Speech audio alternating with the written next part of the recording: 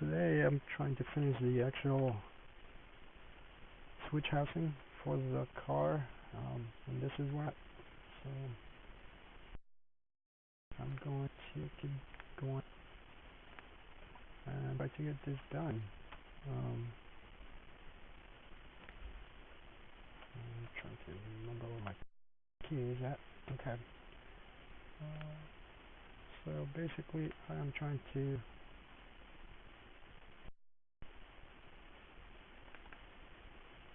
finish the cover or the uh, top area here, since I started from the bottom up. It was just easier to do that. I already took the measurement here for the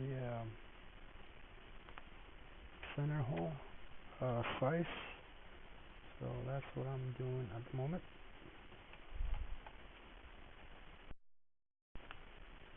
And so basically I have to cover this. It didn't work on here when I did it down, so let me try it on this side. So I'll go down 1.5, see if it works. No, it's not working. So that's okay, this is what I'll do. So I'll pretty much go up one. But sometimes the program has glitches, so you have to kind of get around those. I had to go back a version of the program because I was having a different problem with the new one. And this older version before it, she is weird with the actual drawing. Sounds like your dimensions or something changes, and it's not perfect, but kind of learn to get around it. So I'm going to go down 1.5 so I can get that top going there, and just go down back 1 millimeter here, and there it is. So now you can see that I have my switch finish, and this is what it looks like on the actual switch itself. It has some round radius, round corners, if you will, or radii here, not radii, radius. But it to work on a box, so you just cut and do things, and then just see those features left. So let me go ahead and save that, and so far it's worked pretty well. One of the things noticed here, this here, basically what happened, had middle piece really just between two here, and I didn't realize that on the switch it's actually more to the left on this part, if you will. I had it exactly center, so I had to I was trying to center section, but it wouldn't do it, so I went ahead and extended this and just move everything back a little bit, which was a lot easier to do. So now I can go ahead and take these reference lines out, and that's what it's supposed to look like.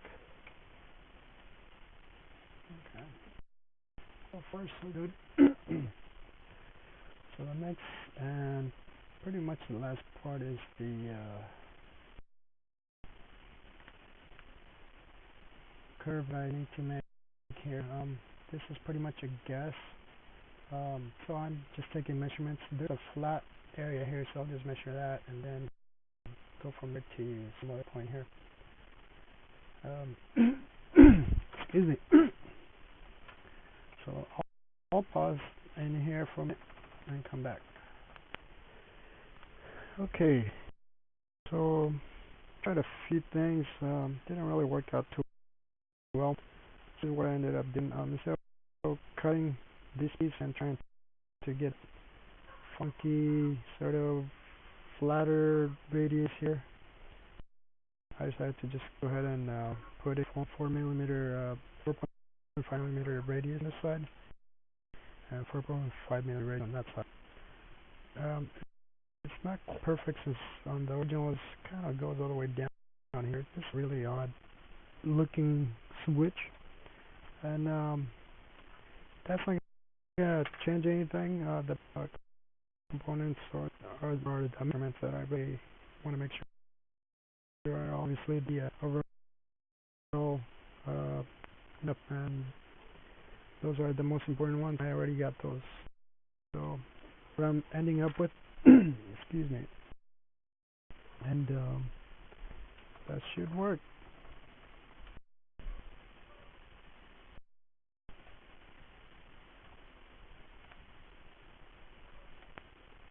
Um, okay, getting back to this, one of the things I forgot to mention was the actual hole.